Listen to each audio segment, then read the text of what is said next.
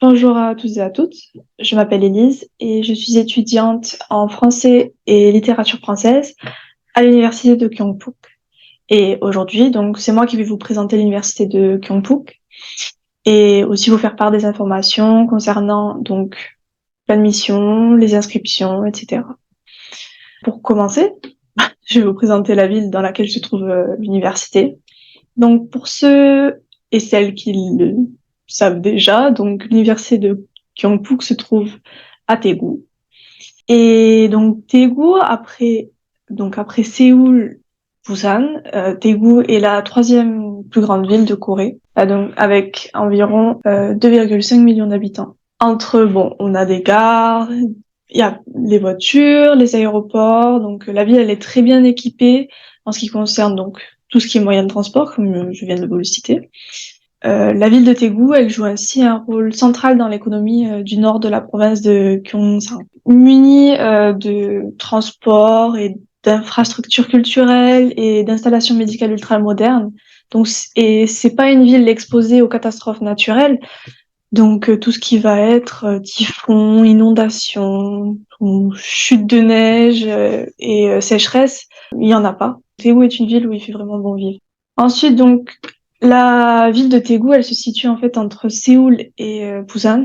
Et vous pouvez facilement y aller en moins de 2 heures, donc que ce soit Séoul ou Busan, suivant le moyen de transport que vous utilisez. Je sais que si on prend le KTX par exemple, pour aller donc à Séoul, ça met 1 heure et demie, et pour aller à Busan, on a à peu près 1 heure, pareil quoi. Et donc les grandes entreprises autour de Daegu, telles que Samsung, bon, telles que LG, POSCO et aussi Hyundai, que vous connaissez sûrement, sont très proches des autres villes et sont dans les pourtours de Daegu. Maintenant, je vais vous introduire un peu plus à la ville de Daegu via des photos. Daegu est une ville qui s'harmonise entre modernité et nature. À Daegu, donc, il y a donc cet événement qui est sur la photo et durant lequel vous pouvez faire des vœux et les envoyer dans le ciel. On peut voir ces milliers de vœux qui sont lancés vers le ciel, quoi, et tout cela dans un spectacle qui est assez magnifique. Ensuite, donc, en dehors de ça, il y a aussi le Chimek Festival, durant lequel vous pouvez déguster du poulet coréen, donc on dit tiki,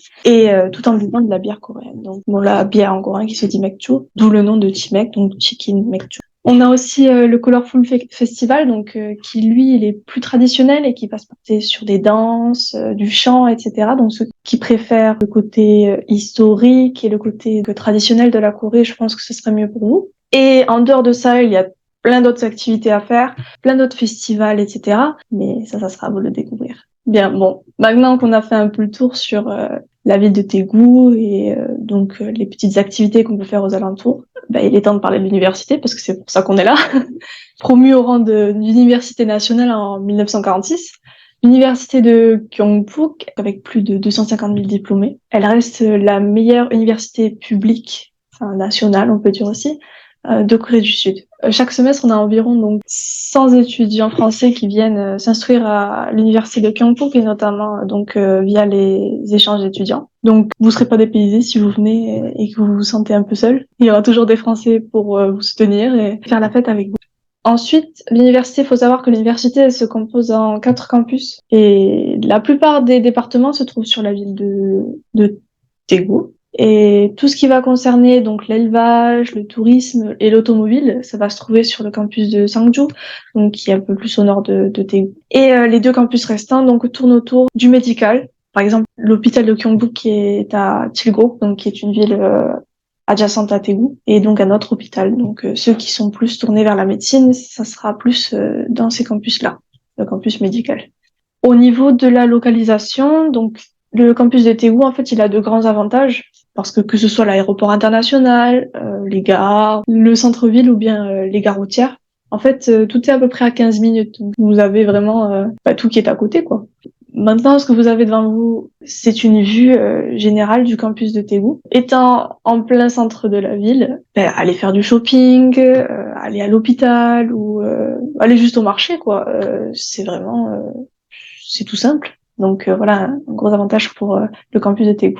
Et là, le bâtiment que vous voyez, donc, c'est le bâtiment principal de l'université. Et donc, c'est dans ce bâtiment-là que vous trouverez le bureau des affaires internationales. Donc, c'est-à-dire là où, quand vous allez faire vos inscriptions, etc., vous allez devoir vous diriger. Et toutes les personnes qui travaillent là seront là, donc, du coup, pour répondre à vos questions. Et c'est bien sûr l'endroit que les étudiants étrangers visitent le plus. Ensuite, donc, sur cette photo, il s'agit de la résidence universitaire qui peut accueillir environ 5000 résidents, il me semble. Et il faut savoir que les chambres sont prioritairement réservées aux étudiants étrangers. Ensuite, sur ces diapos-là, vous pouvez voir les facultés essentielles donc qui sont présentes à l'université de Gyeongbuk et avec une liste d'environ 70 spécialités. La faculté de sciences naturelles, elle possède par exemple des spé chimie, astronomie, sciences atmosphériques, physique, statistiques, etc. Pour la faculté d'agriculture, on a sciences de la vie, on a spé vie appliquée, technologie alimentaire, sylviculture. Et donc, pour la faculté d'informatique, on a spé électronique, génie informatique et j'en passe. Donc vraiment, vous avez tout pour vous satisfaire. Et en plus, il faut savoir que le gouvernement, à travers de nombreux soutiens financiers, il aide à développer donc les recherches et les différents projets des différents départements. Pour continuer, à travers les différents classements des universités dans le monde, on peut avoir une idée au niveau de l'université de Gyeongbuk. Donc là, je vais plus me positionner sur les chiffres et donc vous prouvez que aller à Gyeongbuk, ça peut être un gros avantage dans vos dossiers. En 2021, donc l'université de Gyeongbuk était à la 54e place de The World University Ranking Impact Ranking. Toujours en 2021, on a l'université qui a reçu la première place parmi toutes les universités publiques de Corée. Elle prend aussi sa place dans le Leiden Ranking, qui évalue les compétences en recherche des professeurs, dans lesquels les thèses de notre université, elles font partie du top 1%. De plus, donc on a 28 étudiants boursiers de notre université aussi qui ont été sélectionnés parmi plein d'étudiants boursiers en études supérieures, donc qui ont été invités par le gouvernement sous la direction de l'Institut national de l'éducation internationale et donc qui marque aussi donc le plus haut niveau de réussite de l'université durant 4 années consécutives. À partir de maintenant, donc surtout pour ceux qui ont l'intention de partir étudier à l'étranger, je vais vous donner un peu plus d'informations en ce qui concerne donc le coût de la vie ici. Tout d'abord, ce qu'il faut savoir, c'est que l'université de Gyeongbuk, donc étant une université nationale publique, elle est avant tout donc environ 50% moins chère si on compare avec les universités privées ou les universités qui se trouvent donc à Séoul ou dans les alentours de Séoul. Dans le cas d'une licence, par exemple, donc sur un an, il faut généralement compter environ 4000 $. Et au niveau des études supérieures, du côté des sciences humaines et sociales, il faut compter environ 4350 $. Et pour tout ce qui est de l'ingénierie naturelle, etc., bon, on est dans les 4700 $.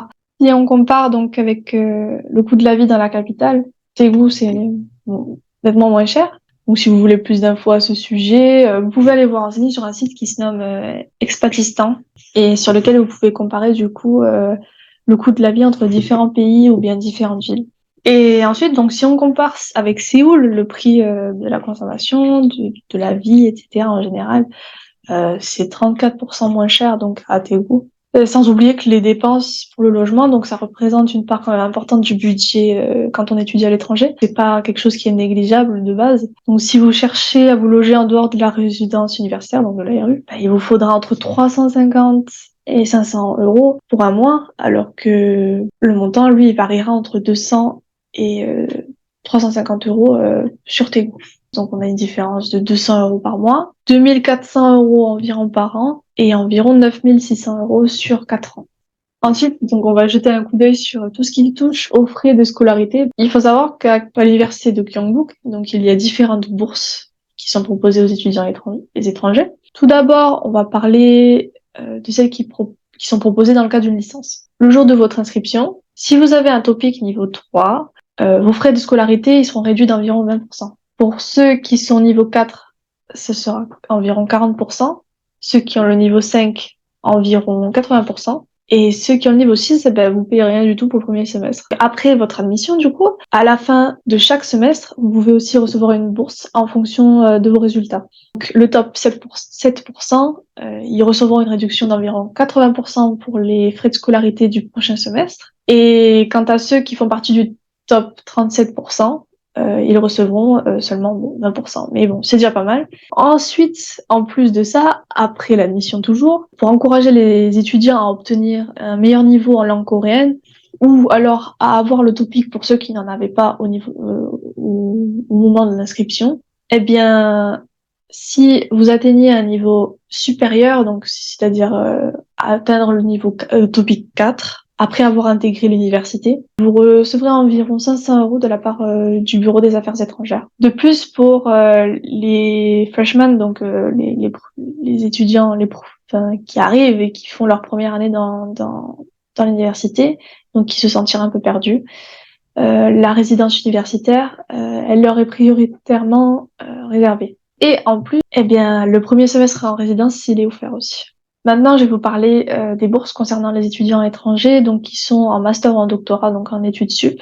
Donc tout d'abord, il y a une bourse pour les frais de scolarité. Donc on a jusqu'à 140 étudiants qui pourront avoir une bourse complète ou semi-complète lors de leur admission.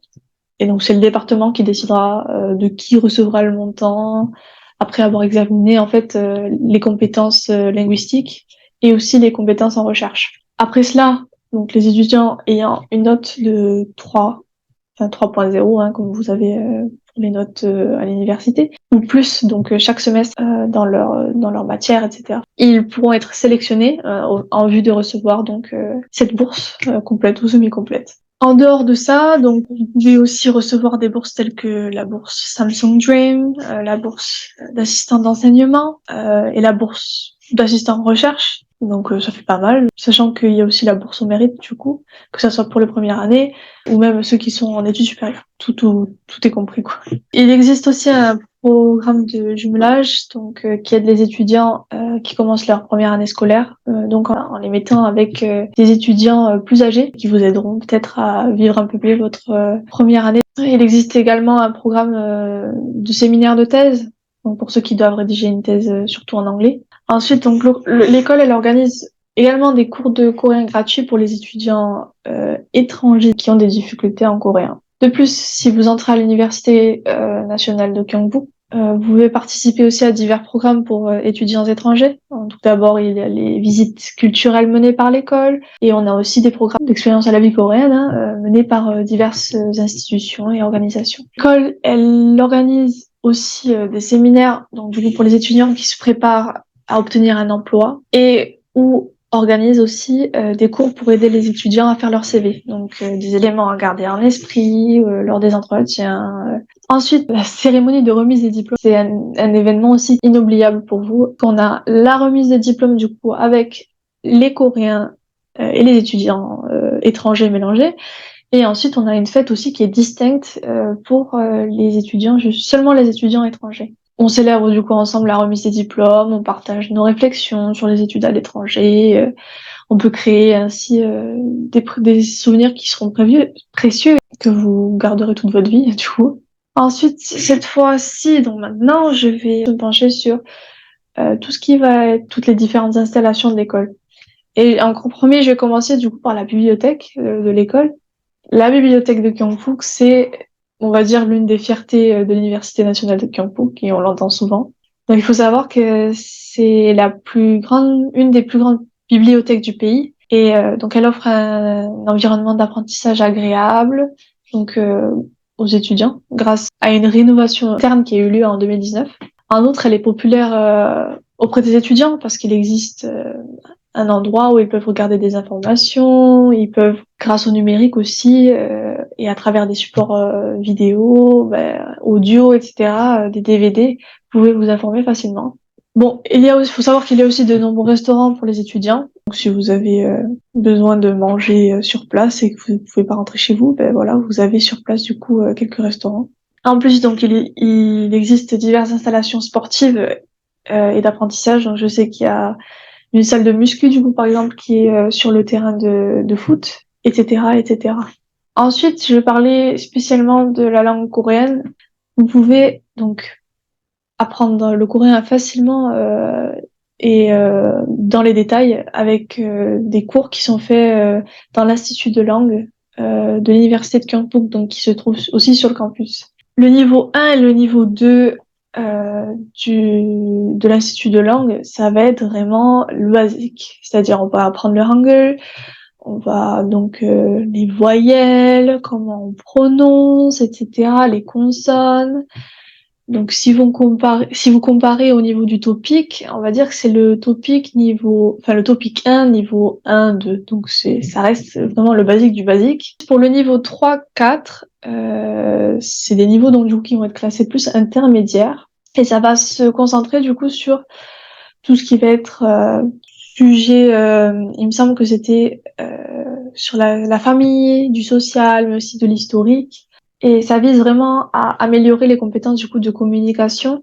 Si on compare au topic, on dit souvent que c'est topic 3, 4, mais il faut se méfier quand même. Il faut pas, moi je dirais plutôt 3 que 3, 4. Et pour finir, donc du coup sur l'Institut de langue, on a les étapes 5 et 6, donc là qui sont vraiment les niveaux avancés et qui se concentrent du coup sur des sujets plus de la politique, le droit. Il me semble qu'il y avait aussi du coup la psychologie. Ça vise vraiment à améliorer donc les compétences de communication, mais aussi surtout pour ceux qui veulent faire des thèses, etc. Parce que c'est vraiment du vocabulaire qui est spécifique. Et si vous le comparez du coup au topic, on va dire que ça correspond au niveau 5-6.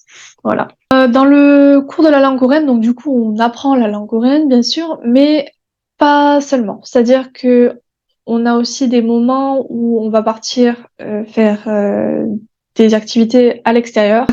Chaque semestre, donc ceux qui sont dans l'Institut de langue, ils vont avoir la possibilité de visiter des régions de la Corée, de découvrir la culture coréenne. Tant, je pense, pour comprendre la Corée et mieux parler le coréen. Après, il existe également des programmes du coup pour aider les élèves qui donc sont dans l'institut de langue pour s'adapter donc à l'école. Donc on a le KSC donc qui est l'association des étudiants en langue coréenne et donc qui promouvoit donc les échanges entre les étudiants en langue coréenne. En deuxième programme, on a le KLP Buddy. C'est du coup un programme qui, on va dire, quand on rentre dans l'institut de langage, on nous attribue, surtout pour la première année, on nous attribue en fait un Coréen ou une Coréenne qui va du coup nous aider aussi à nous adapter et donc à mieux apprendre la langue. Il faut savoir qu'à l'Institut de langage aussi, on a des bourses. Vous serez récompensé, on va dire, différemment selon vos notes. Pour le grade A, ce sera à peu près 300 euros. Donc c'est vrai que c'est généralement les étudiants qui font partie du top 2%, donc c'est-à-dire ceux qui ont les meilleures notes et qui bossent de fou. Le grade B, c'est environ 200 euros. C'est ceux qui font partie du top 2% à 4% des meilleures notes. Il existe aussi donc deux types de grade C. Il y a le grade C, ça sera environ 100 euros, il me semble, et ça sera versé du coup soit aux étudiants qui font partie du top 4% à 28%, voilà, soit donc du coup ça sera aussi 100 euros à peu près, qui seront donnés à 2% des étudiants dont les notes elles se sont en fait considérablement améliorées par rapport au semestre précédent. En dernier, on va dire, je peux pas appeler ça bourse, mais c'est plus un petit cadeau, on va dire, la bourse au mérite entre guillemets.